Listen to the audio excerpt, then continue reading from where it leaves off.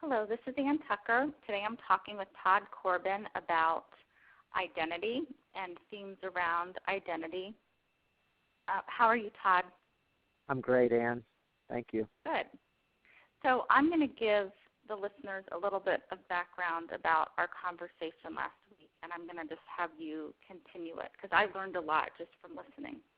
Sure. So anyway, Todd and I were chatting on the phone about a week ago, and we started talking about the idea of losing your identity and how when you lose your identity, you have the ability to create a new one or just not be identified with anything, and there's a lot of freedom in that. And I had never really looked at it that way. I had never looked at dropping an identity that doesn't work for you. For example, dropping the identity of being a victim. And then Todd was talking about how when we consciously create an identity, we can create an identity that's a win-win for ourselves and a win-win for everybody else around us. So Todd, can you continue on with that theme around creating an identity? Sure. Yeah, well, first, we all have identities, and we're born with identities, and we adopt identities, and I guess you can start by saying, what is an identity?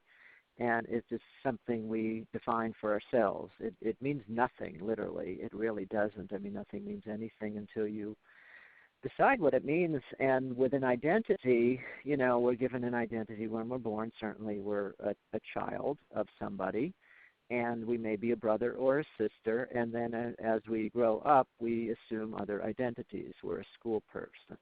We are a child that does this or that, labeled from, our parents or our teachers. And then, we get in the larger society as we start growing up, and then we become, I'm going to college. I'm that identity. I play sports. I'm that identity. I'm a bookworm person. And so on and so forth.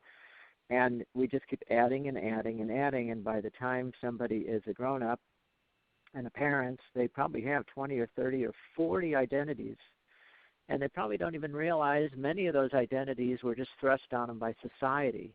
I mean, as soon as you give birth, or you become a father, you have these kids, and so your identity is a parent or a dad or a mom, and then all of a sudden, then you become a particular kind of mom or dad, overprotective, hovering, all these things.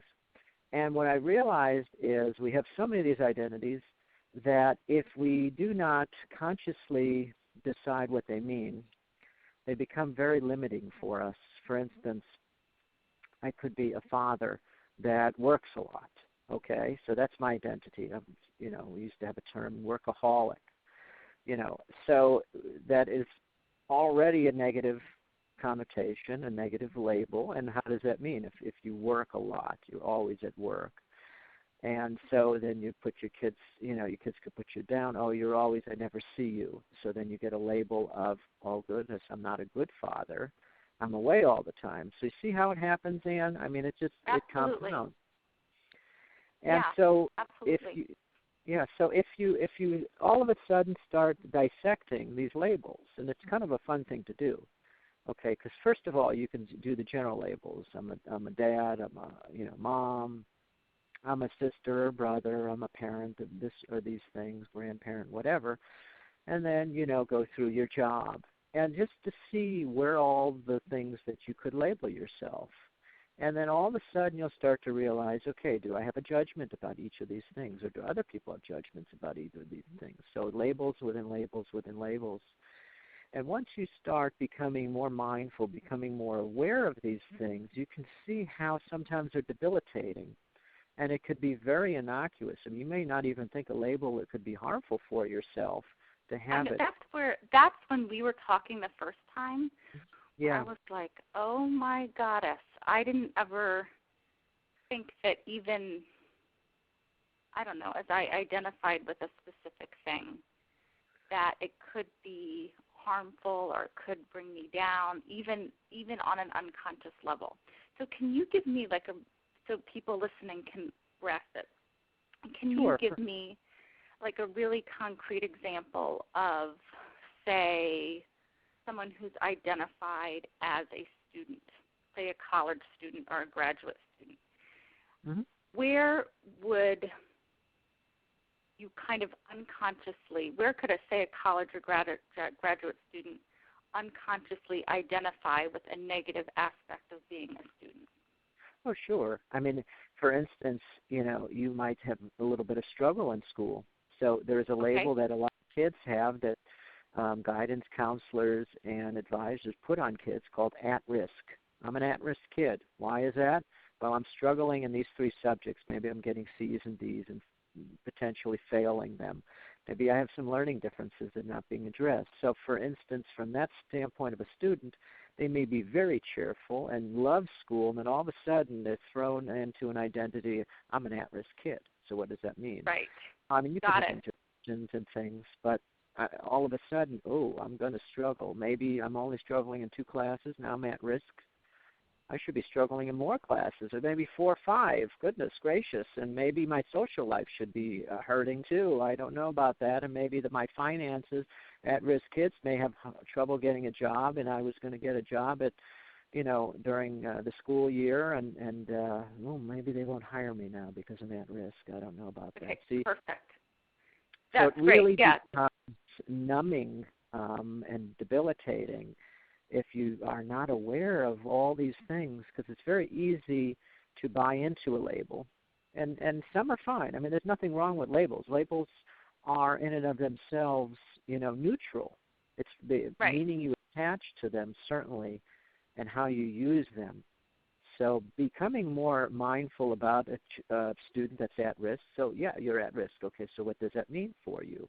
Okay, maybe it means you need a little bit extra help in certain areas or subject areas that can move you forward. And if you look at it that way, instead of, oh, gosh, I'm at risk, so that means I'm potentially at risk for other things, you see how just by being a little more aware of those labels. It completely changes the perspective, because when I heard you say at risk, my mind didn't immediately go to a person who might be struggling academically. It immediately went to, okay, they're engaging in risky behaviors. They're not following through on what they're supposed to be following through on. They might be doing something really antisocial.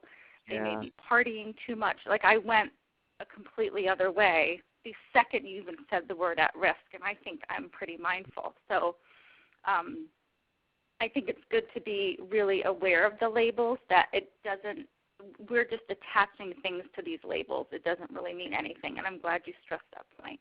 Yeah. There was another thing that when you were explaining the at-risk thing that I went immediately to that I feel like it's worth sharing, if you don't mind. Yeah, sure. And it was when I was a student in middle school. It brought me back to like 7th, 8th grade. And as a child, I'd always gotten a lot of, encouragement and compliments on my artwork. So I always, as a young child, all through 10, 11, 12 years old, I felt like I was this very artistic person and could draw fabulous pictures and was really creative with artwork, and I would draw unicorns and rainbows and mermaids, and I thought everyone loved my paintings, and all my artwork. And then I think it was 7th or 8th grade, I took an art class as an elective. And, in this art class, we had to learn very specific things. And you're graded, and I got a B in art. And I remember feeling at that point on, just because I didn't get an A, I had just assumed, of course, I'm this great artist, I'm going to get an A in art. And I got a B. And from that point on, I never identified as artistic anymore. It's like completely, and it wasn't true. I was really artistic, but because that grade didn't reflect the superstar art ability that I really felt that I had, I stopped thinking of myself as an artist. Wow, powerful example, absolutely. So how do you feel now? Are you an artist? I think I have a lot of creative potential. I think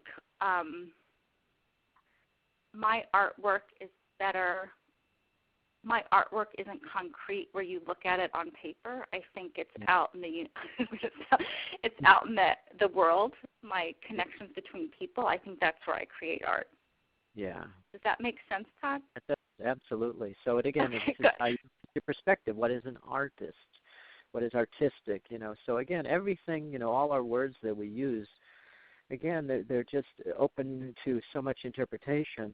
So really what it comes down to is, sometimes you don't even trust the words until you figure out what it means for you and be conscious about those words because, and if you don't like the word, choose to change it or choose how you look at it.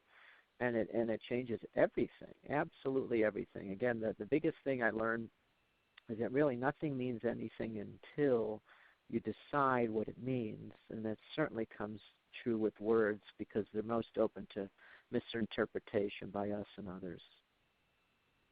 Great. You know what? Our time is up, but this was a great talk. Thank you so much for your time.